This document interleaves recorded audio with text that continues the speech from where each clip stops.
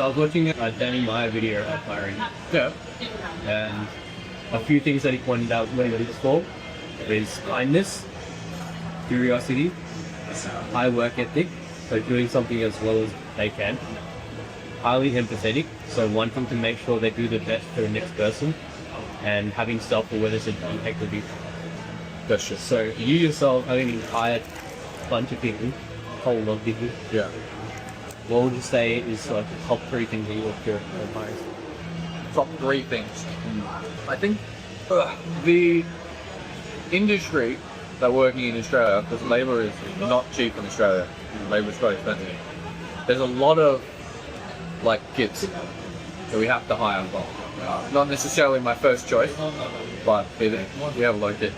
Yeah. With that in mind, I always look for enthusiasm. Like, they're actually smiling and excited. They can still be shy, but they're like, if they're shy, they're like thankful to be there, or they're like inquisitive. So, that curiosity, trying to learn about what it is the job is going to be, and then when you negative sell them on cleaning the toilets, yeah, trying to ask questions to learn how to do it. Yeah. So if you're not worried about whether it's dirty or anything like that, or it's too hard, they're like, how do you actually do it? But I don't know. With that in mind, like a lot of kids, I think those are the things, because they have no experience. Like what I believe Danny Meyer is saying with those characteristics of who he hires is that he can teach people skills, but he can't teach people how to be a good person. Yeah. So it's the same thing. Like, you hire for good people and you teach them how to do the fucking job. Yeah. Because the job is not hard. I think what Danny Meyer said was spot on. I think in my eyes, like, it's generally hard to find with kids, but finding someone that actually cares about what they're doing, you can find it with like younger people. Yeah.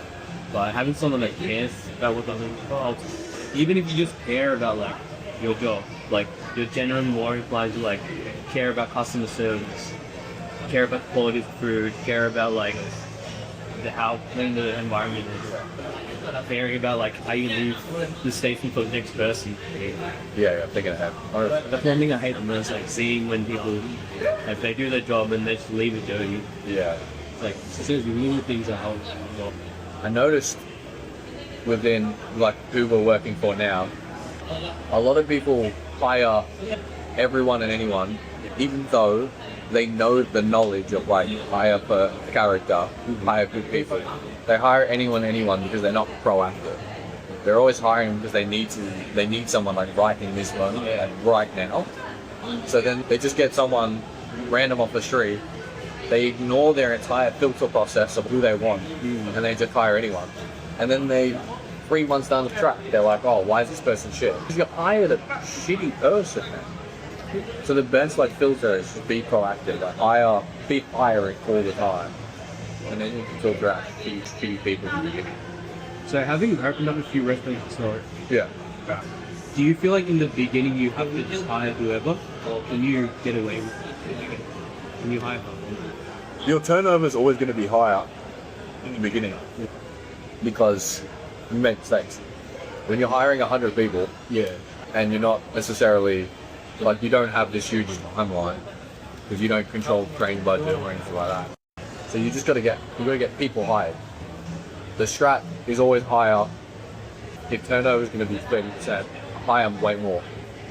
So you then have rostering pressure.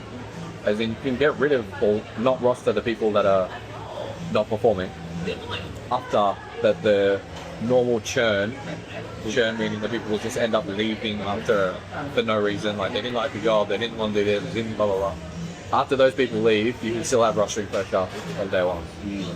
And then it's just hire as many leaders as you can, make sure they're great, they have experience, they know how to run teams, they know how to keep standards high and keep the pressure on from day one.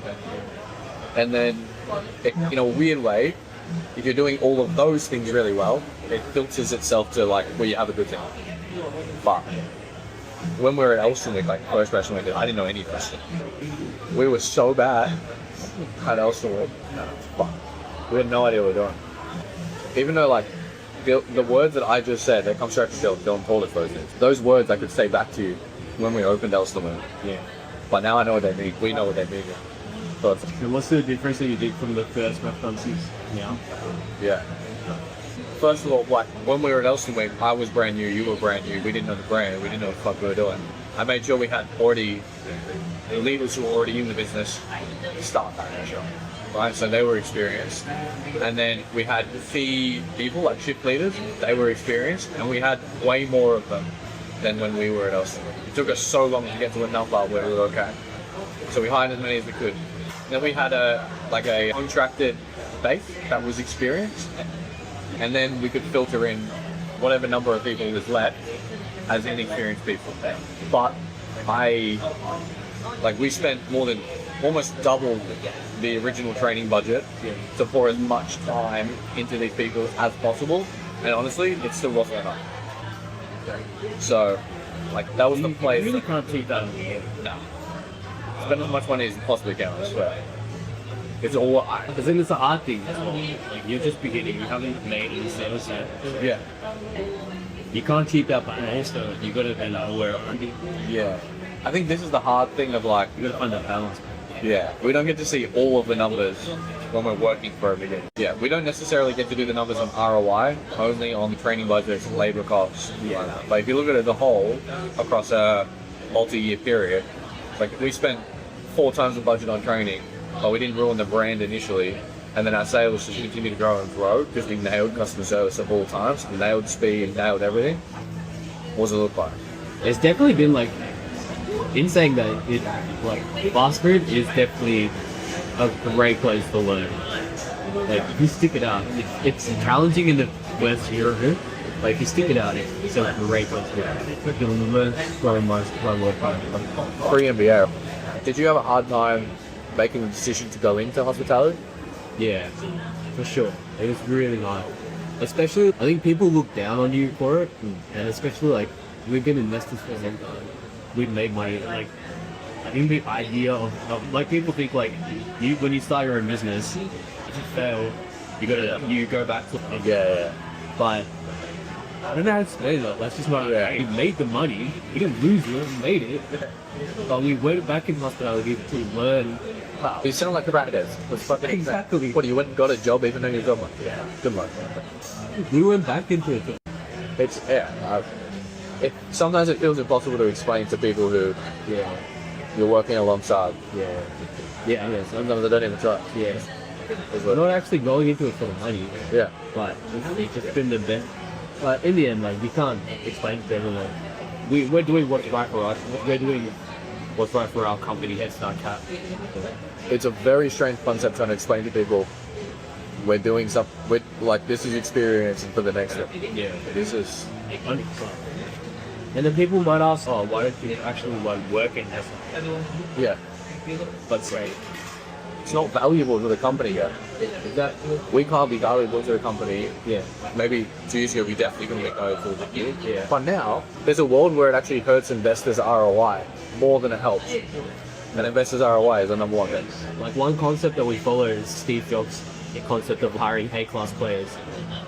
To be honest, me and you only started at our restaurants. Even we didn't understand it, but we weren't A-class players. Looking back, I wouldn't have hired Steve. No joke. I probably wouldn't have hired you. Yeah. We were not A-class players here. The hire that we did, that we should hire. Yeah. Probably moved the company forward. That not plays on my mind, but now that I understand that, it makes me obviously appreciate books so much more, because I'm dude, fuck. What? You're telling me how I need to go and become an A-class player instead of just going higher an A-class player. Which I hope that means our character is something that Book wants to invest in, possibly. I think it does.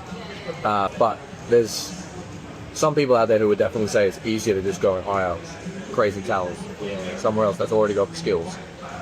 They get hooked on the fine journey life. And we're still young, right? I like to look in the long-term point of view. Yeah, we're working at this restaurant now, but where will we be in 10 years? Yeah. Where will we be in 20 years? I would look at it from that point of view. Wouldn't have changed the way we did it at all. I think it was the best decision I've made in the last Yeah, fucking long time.